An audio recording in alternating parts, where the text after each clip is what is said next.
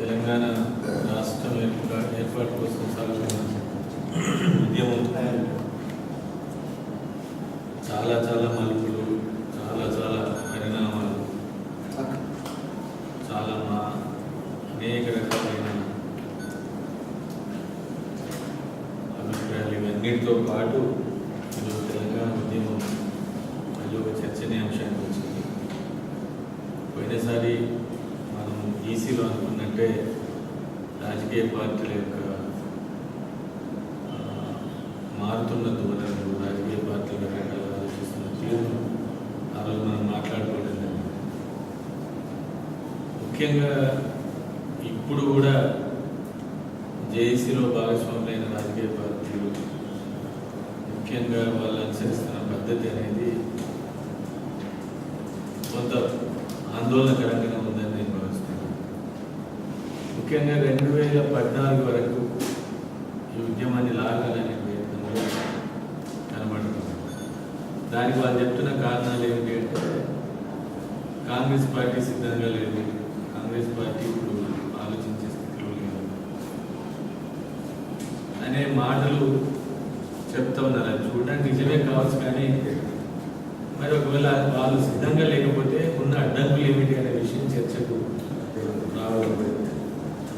ఈరోజు మనలాంటి వాళ్ళని చేయాల్సిన అవసరం ఏముంది అంటే ఈరోజు తెలంగాణ ఏర్పాటుకు ఉన్న అడ్డంకులు ఏమిటి, వాటిని అధిగమించడానికి ఉద్యమం చేయాల్సిన ప్రయత్నం ఏమిటి, మూడవది ఆ ప్రయత్నంలో ఎవరెవరు భాగస్వాములు కావాలి, ఏ పద్ధతిలో ఉద్యమం జరగాలి, ఏ రూపంలో ఉద్యమం జరగాలి అనేది కూడా మనం ఆలోచించాల్సిన అవసరం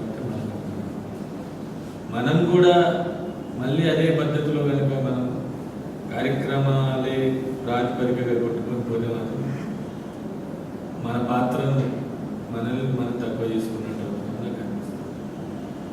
ఈరోజు ఒక రకమైన వెంటిలేషన్, ఒక చర్చ అయితే జరగాలి. ఆ చర్చను జరగాల్సిన ప్రాతిపదిక ఏమిటి అంటే ఉద్యోగం ఎదుర్కొంటున్న సమస్యలు అనేది మనం అందరం రోజు మాట్లాడుతున్నాం, రోజు రకరకాల. బట్ అడ్డంకులు ఏమిటి అనే విషయం ఏమిటి, దానికి ఉన్న పరిష్కారాలు ఏమిటి, ఆ పరిష్కారాలకు మార్గాలు ఏమిటి అనే విషయం చర్చ జరుగుతుంది. మీ జిల్లా రిపోర్టులతో పాటు ఈ అంశం మీద కూడా మీరు ఒక దృష్టి పెట్టి మీరు చెప్పగలిగితే, అంటే మీ జిల్లాలో ఉన్న అభిప్రాయాలు ఏంటి, ప్రజలు ఏమనుకుంటున్నారు, లేదు మన కింద మన సభ్యులు, మన ప్రతినిధులు, మన ఎగ్జిక్యూటివ్ మెంబర్స్, మన జిల్లా నాయకులు అంతిమంగా తెలంగాణ సాధించుకోవడానికి ఏ పద్ధతుల్లో వెళ్తే బాగుంటుందని భావిస్తున్నాను. అంటే కార్యక్రమాలతో పాటు ఇది కూడా ఆలోచించగలిగితేనే కొంచెం మనమేమన్నా దీన్ని వచ్చిన వాళ్ళం. ఈరోజు పేపర్లో చూసాం, మంత్రులంతా రేపు 15 ఆగస్టు కార్యక్రమాలకు హాజరుగా దాన్ని మాత్రం మనం తీవ్రంగా ఖండించాల్సిన అవసరం ఉంది. ఎవరైతే 15 ఆగస్టు కార్యక్రమాలకు హాజరవుతారో తెలంగాణ ద్రోహులు డిక్లేర్ చేయాల్సి వస్తుంది. జేఏసీ కూడా అప్పీల్ చేద్దాం, జేఏసీ కూడా నిర్ణయం తీసుకుంటుందని అనుకున్నాం. కానీ విద్యావంతుల వేదిక నిర్ణయాన్ని ప్రకటిస్తే బాగుంటుంది అనేది. ఎందుకంటే ఆ వేడి కనుక మనం పెట్టకపోతే, ఒకసారి మంత్రులు కనుక సమావేశాలకు వెళ్ళి జెండాను ఆవిష్కరించిన తర్వాత ఇంకా ఎమ్మెల్యేలు ఇంకెవరు ఉండరు. ఇప్పటికి ఉన్నారని కాదు, అంటే మంత్రులు పోవద్దని ఒకవైపు చెప్తూనే రాజీనామాలను మళ్ళీ చేసి ఆమోదించుకోవాలని డిమాండ్ కూడా మనం పెట్టాల్సిన అవసరం అయితే ఉన్నది. దానివల్ల తెలంగాణ వస్తుందా, తెలంగాణ రాదా, తెలంగాణ వచ్చినా రాకుండా ఒక బాధ్యతగా చేయాల్సిన అవసరం అయితే ఉన్నది.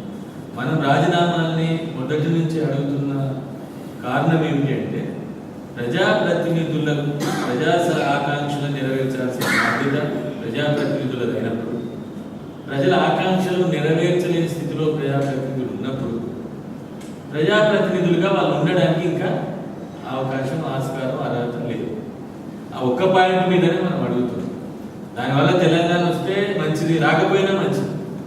ప్రజలకు సంబంధించి ప్రజల పక్షాన్ని నిలబడి పోరాడటానికి వాళ్లకు ఇదొక అవకాశం. కాబట్టి ఆ అంశాన్ని మనం ప్రధానంగా ఈ ఇద్దరి మీద మనం ప్రెషర్ పెట్టాల్సిన అవసరం ఉన్నది. తర్వాత సకల జిల్లా సమ్మెలో కూడా చాలా మన చివరికి ఉద్యోగుల సమ్మె వరకు మనం ఆలోచిస్తున్నాం. మనం ప్రజలు ఏం చేయాలనుకుంటున్నాం ఉదాహరణకి ప్రభుత్వం పెట్టే సమావేశాలకు హాజరు కాకూడదు, కాంగ్రెస్ పార్టీ ఈ వేరే పెట్టే కార్యక్రమాలకు మనం హాజరు కాకూడదు, తర్వాత ప్రభుత్వం యొక్క పనిలో ఎక్కడా ప్రజలు భాగస్వాములు కాకూడదు, పన్నులు కావచ్చు, కార్యక్రమాలు కావచ్చు. తర్వాత ప్రజలు కూడా ఉద్యోగులు కానీ మొత్తం సకల జనుల సమ్మెలో ఉన్నప్పుడు మనం సర్టిఫికెట్లకు పోడు, మనం రకరకాల పెన్షన్లకు పోడు, మనం ప్రభుత్వం శాసించేదానికి పోడు అనే దాన్ని కూడా ప్రజల్లో ప్రచారం చేయాల్సిన అవసరం ఉంటుంది. తర్వాత ఇతర మిత్రుల అభిప్రాయం కూడా కొన్నిటి మనం తీసుకొని పరిశీలిస్తే మనం ఈ సకల జనుల సమ్మె సమయంలో విందులు వినోదాలు చేయకూడదు. తర్వాత ఈ మద్యం తాగే పనిని ప్రజల నుంచి దూరం చేసి స్వచ్ఛందంగా దూరం ఉండే ప్రయత్నం చేయాలి. తర్వాత మాంసం లాంటివి ఇంకోటి లాంటివి ఏవి కూడా ప్రజలు బహిష్కరించాలి. అంటే ఆ కాలంలోనైనా ఇప్పుడు మనుషులు దేవుడి కోసం మనం నేను శ్రావణ మాసం మొత్తం మాంసం తినాలని ఆయన కూర్చుంటాడు, ఆయన కళ్ళు దాన్ని కూర్చుంటాడు. మనం సకల జనుల సమయం ఒక పవిత్రమైన మాసం అవుతుంది, లేకపోతే పవిత్రమైన రోజులు అవుతుంది, పవిత్రమైన కాలం అవుతుంది. ఆ కాలంలో మిగతా ఏవి కూడా మంచిది ఆడంబరాలకు సంబరాలు చేసుకో, మటన్ చికెన్ లేకుంటే ఇటువంటి వాటి తినదు. అదే సమయంలో ప్రభుత్వానికి సహాయ నిరాకరణ ఉంటుంది, ఎక్కడైతే పన్నులు ఇన్వాల్వ్ అయితే అది కట్టము. అంటే మొత్తం ప్రజలందరూ కూడా ఒక యాక్టివిటీలో ఉండే విధంగా మనం దీన్ని డిజైన్ చేయాల్సిన అవసరం ఉంది. దాని మీద కూడా మీ అభిప్రాయం చెప్పాలి, ఇంకా ఏం చేస్తే బాగుంటుంది. కాబట్టి ఆ విధంగా సకల జనుల సమ్మెకు ఒక బ్లూ ప్రింట్ను మనం రూపొందించాల్సిన అవసరం ఉంది. మనం రూపొందించి మన అభిప్రాయాన్ని జేసీగా పెడదాం, అదనంగా ఇంకెవరంటే చేసి దాన్ని నిర్ణయం తీసుకుంటారు. తర్వాత ఉద్యమ రూపాలు కూడా ఇంకేముంటే బాగుంటుంది, ఎట్లుంటే బాగుంటుంది అని కూడా ఆలోచించాల్సిన అవసరం ఉంది. ఈ అన్ని అంశాలను దృష్టిలో పెట్టుకుని మొత్తంగా తెలంగాణ రాష్ట్రం ఏర్పాటు కోసం సాగుతుంది ఉద్యమాన్ని.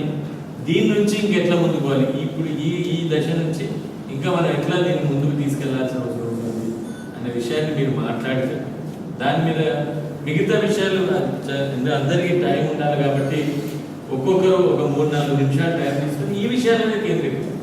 రిపోర్ట్ ఉంటే 1 నిమిషం చెప్పేసి, ఒకటి ఈ ఉద్యోగం ముందుకు తీసుకుపోవడానికి కార్యక్రమం, 2 సకల జనుల సమ్మెలో ప్రజలందరూ ఏ పద్ధతుల్లో ఏ రూపాల్లో భాగస్వాములు కావాల్సి ఉంటుంది అనే విషయాన్ని మీద కాంక్రీట్గా చెప్పగలిగితే నిర్దిష్టంగా మనం పెట్టుకోగలిగితే దాని ఉపయోగం